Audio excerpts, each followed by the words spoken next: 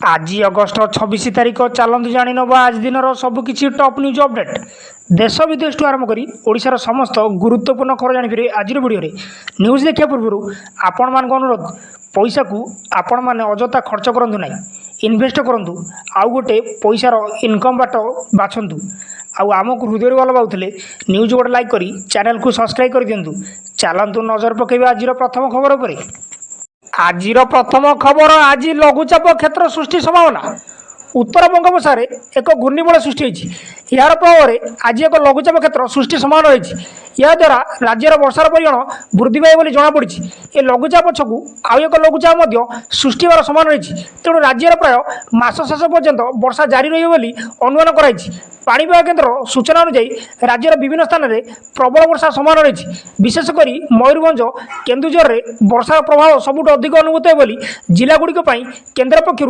Orange alert जारी कराई सूचना मिली। परवर्ती खबर बढ़ुची हीराकुद जलभंडार जलस्तर महानदी पुणी आसला बन्या पानी बढ़ुची हीराकुद जलभंडार जलस्तर एवं हीराकुद जलभंडार जलस्तर 621.66 फुट रही हीराकुद डैमर 14टी गेट दे जल निष्कासन हो जलभंडार प्रवेश वृद्धि को दृष्टि रखी अधिक गेट खोलाई पूर्व 6टी स्विच गेट दे जल निष्कासन होता परवर्ती समय आउ 8टी गेट खोलाई जलभंडार को 2,98,844 क्यूसेक जल प्रवेश करुवा बेले 2,60,180 क्यूसेक जल निष्कासित होती सूचना मिली। परवर्ती खबर आसव स्वतंत्र सड़क नीति 5 वर्ष निर्माण हम 15,000 किमी रास्ता शीघ्र राज्य आसव स्वतंत्र सड़क नीति रास्ता काम त्वरान्वित करने को नि पदक्षेप रास्ता निर्माण बेले देखा समस्यार हेब समाधान निर्वाचन निया प्रतिश्रुति अनुसार आसंता 5 वर्ष 15,000 किलोमीटर उन्नत मानर रास्ता निर्माण हो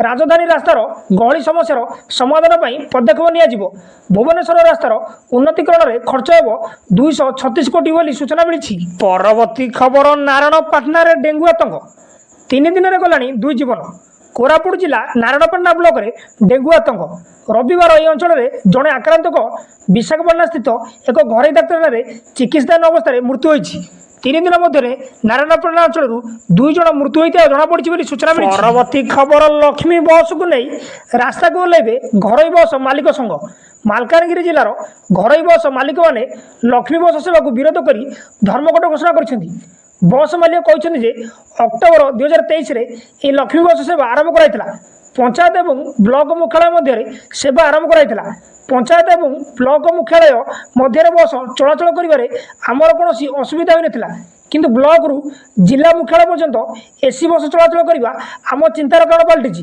से रण एमआई एवं अन्य दायित्व किभली संभालू एभली परिस्थिति रे आमे देबड़े होइछि बस मालिक संघ कहते सूचना मिली। परवर्ती खबर ओडिशा रे 1 लाख स्वयं सहायक गोष्ठी सदस्य लक्षपति दीदी भाव संबर्धिता आज माननीय प्रधानमंत्री श्री नरेंद्र मोदी महाराष्ट्र जलगाँव अनुष्ठित होता स्वतंत्र कार्यक्रम में 11 लाख नुआ लक्षपति दीदी को प्रमाणपत्र बांटिया सहित संबर्धना कर आम राज्य में यह कार्यक्रम सीधा प्रसारण समस्त ब्लॉक रे आयोजन कर आज आम राज्य में लक्षपति दीदी प्रति ब्लॉक रे आयोजित होता संबर्धना कार्यक्रम में 1 लाख स्वयं सहायक गोष्ठीर सदस्य मानक प्रमाणपत्र सह सम्मानित कराई महिला सशक्तिकरण और दिगरे सेमानकर बलिष्ठ भूमिका यह संबर्धना दिखाई सूचना मिली।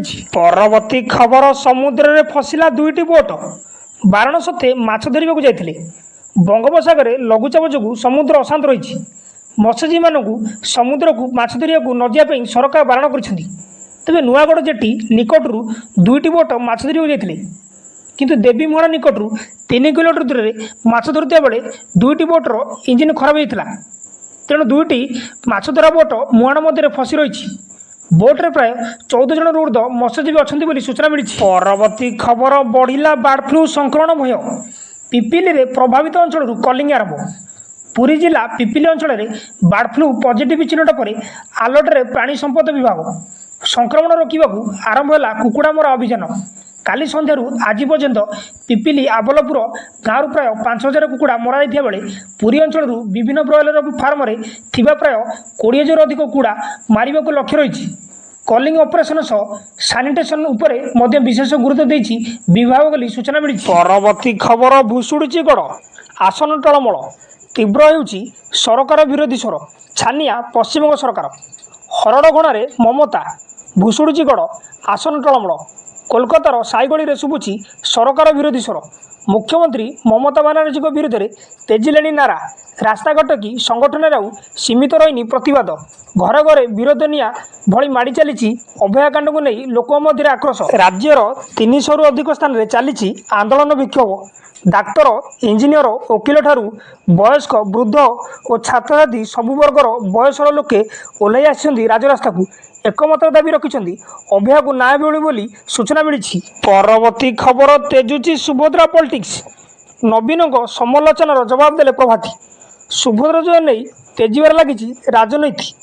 ନବୀନଙ୍କ ସମାଲୋଚନାର କଡ଼ା ଜବାବ ଦେଇଛନ୍ତି ଉପମୁଖ୍ୟମନ୍ତ୍ରୀ ପ୍ରଭାତୀ ପରିଡ଼ା। ଯୋଜନାର ନୂଆ ନୂଆ ରୂପରେଖା ସାମ୍ନାକୁ ଆସିବା ପରେ ଏହାକୁ ଗ୍ୟାରେଣ୍ଟି ନା ଧୁଆଁବାଣ କହି ବିଜେପି ସରକାରଙ୍କୁ ସମାଲୋଚନା କରିଥିଲେ ବିରୋଧୀ ଦଳ ନେତା ନବୀନ ପଟ୍ଟନାୟକ ବୋଲି ସୂଚନା ମିଳିଛି। ପରବର୍ତ୍ତୀ ଖବର ଯୁକ୍ତ 3 ନାମ ଲେଖା ନିୟମ ବଦଳିଲା। ଉଚ୍ଚଶିକ୍ଷା ବିଭାଗ ଛାତ୍ରଛାତ୍ରୀ ଓ ଅଭିଭାବକଙ୍କ ଗୁହାରି ଶୁଣିଲେ ମୁଖ୍ୟମନ୍ତ୍ରୀ। ଯୁକ୍ତ 3 ନାମ ଲେଖା ନିୟମ ବଦଳିଛି। ଏଥିପାଇଁ ଛାତ୍ରଛାତ୍ରୀ ଓ ଅଭିଭାବକଙ୍କ ପକ୍ଷରୁ ମୁଖ୍ୟମନ୍ତ୍ରୀ ମୋହନ ଚରଣ ମାଝୀଙ୍କୁ ଅନୁରୋଧ କରାଯାଇଥିଲା। ତେବେ ମୁଖ୍ୟମନ୍ତ୍ରୀଙ୍କ ନିର୍ଦ୍ଦେଶ ପରେ ଉଚ୍ଚଶିକ୍ଷା ବିଭାଗ ଯୁକ୍ତ 3 ନାମ ଲେଖା ନିୟମ ବଦଳାଇଛି। 2024-2025 ଶିକ୍ଷାବର୍ଷରେ ଯୁକ୍ତ 3 ଦ୍ୱିତୀୟ ପର୍ଯ୍ୟାୟ ଆଡମିସନ ପ୍ରକ୍ରିୟାକୁ ନେଇ ବିଭାଗ ପକ୍ଷରୁ ଏକ ବଡ଼ ନିଷ୍ପତ୍ତି ନିଆଯାଇଛି। ନୂଆ ନିଷ୍ପତ୍ତି ଅନୁସାରେ ପ୍ରଥମ ପର୍ଯ୍ୟାୟରେ ଅଂଶଗ୍ରହଣ କରି ଯୁକ୍ତ 3 ପାଠ୍ୟକ୍ରମରେ ନାମ ଲେଖିଥିବା ଛାତ୍ରଛାତ୍ରୀମାନେ ଦ୍ୱିତୀୟ ପର୍ଯ୍ୟାୟରେ ନାମ ଲେଖା ପ୍ରକ୍ରିୟା ଅଂଶଗ୍ରହଣ କରିପାରିବେ। ଅଗଷ୍ଟ 12ରୁ ନାମ ଲେଖା ଆରମ୍ଭ ହୋଇଥିବା ବେଳେ ତାହା 26 ତାରିଖ ପର୍ଯ୍ୟନ୍ତ ଚାଲିବ ବୋଲି ସୂଚନା ମିଳିଛି। ପରବର୍ତ୍ତୀ ଖବର ଶ୍ରୀମନ୍ଦିରରେ ପ୍ରବଳ ଭିଡ଼। ଅବ୍ୟବସ୍ଥାକୁ ନେଇ ଭକ୍ତ ଅସନ୍ତୋଷ। ମହାପ୍ରଭୁଙ୍କ ଦର୍ଶନ ପାଇଁ ପ୍ରବଳ ଭିଡ଼ ଦେଖିବାକୁ ମିଳିଥିଲା। ଲମ୍ବା ଧାଡ଼ି ସହ ବ୍ୟାରିକେଡ୍ ଭିତରେ ରହି କଲବଲ ହେଉଥିଲେ ଶ୍ରଦ୍ଧାଳୁ। ଅନେକ ଭକ୍ତ ଘଣ୍ଟା ଘଣ୍ଟା ଧରି ବ୍ୟାରିକେଡ୍ରେ ଛିଡ଼ା ହୋଇ ଚେତା ହରାଇଥିବା ଦେଖିବାକୁ ମିଳିଥିଲା। ସେପଟେ ଶ୍ରୀମନ୍ଦିର ଭିତରେ ସମାନ ପରିସ୍ଥିତି ଦେଖିବାକୁ ମିଳିଥିଲା। 7 ପାହାଚରୁ ପ୍ରବଳ ଭିଡ଼ ଲାଗି ରହିଥିବାରୁ ମହାପ୍ରଭୁଙ୍କ ଦର୍ଶନରୁ ବଞ୍ଚିତ ହୋଇଥିଲେ ଅନେକ ଶ୍ରଦ୍ଧାଳୁ ବୋଲି ସୂଚନା ମିଳିଛି। ପରବର୍ତ୍ତୀ ଖବର ରାସନ କାର୍ଡକୁ ନେଇ ଆସିଲା ବଡ଼ ଖୁସି ଖବର। ରାସନ କାର୍ଡ ଦିନ ପାଇଁ ଖୁସି ଖବର। ପୁଣି ଥରେ ରାସନ କାର୍ଡରେ ମିଳିବ ଗହମ। ହିତାଧିକାରୀଙ୍କୁ ଚାଉଳ ସହ ଗହମ ଦିଆଯିବ। ଏନେଇ ଆଜି ସୂଚନା ଦେଇଛନ୍ତି ଖାଦ୍ୟ ଯୋଗାଣ ମନ୍ତ୍ରୀ କୃଷ୍ଣଚନ୍ଦ୍ର ପାତ୍ର। ରାସନ କାର୍ଡ ହିତାଧିକାରୀଙ୍କୁ ମିଳୁଥିବା ଚାଉଳର 20% ଗହମ ଦେବାକୁ କେନ୍ଦ୍ର ଖାଉଟି କଲ୍ୟାଣ ମନ୍ତ୍ରୀଙ୍କ ନିକଟରେ ଦାବି କରିଛନ୍ତି ଯୋଗାଣ ମନ୍ତ୍ରୀ। ଯୋଗାଣ ମନ୍ତ୍ରୀ କୃଷ୍ଣଚନ୍ଦ୍ର ପାତ୍ର କହିଛନ୍ତି ଓଡ଼ିଶା ଲୋକଙ୍କ ଗହମ ପାଇଁ ଚାହିଦାକୁ ଦୃଷ୍ଟିରେ ରଖି କେନ୍ଦ୍ର ଖାଉଟି କଲ୍ୟାଣ ମନ୍ତ୍ରୀଙ୍କ ପାଖରେ ଦାବି ରଖିଛନ୍ତି ବୋଲି ସୂଚନା ମିଳିଛି। ନ୍ୟୁଜ୍ଟି ଏଇଠି ସମାପ୍ତ ହୋଇଛି। ଆପଣମାନଙ୍କ ଅନୁରୋଧ ନ୍ୟୁଜ୍ ଗୋଟେ ହୃଦୟରୁ ଲାଇକ୍ କରି ଚ୍ୟାନେଲକୁ ସବସ୍କ୍ରାଇବ୍ କରିଦିଅନ୍ତୁ।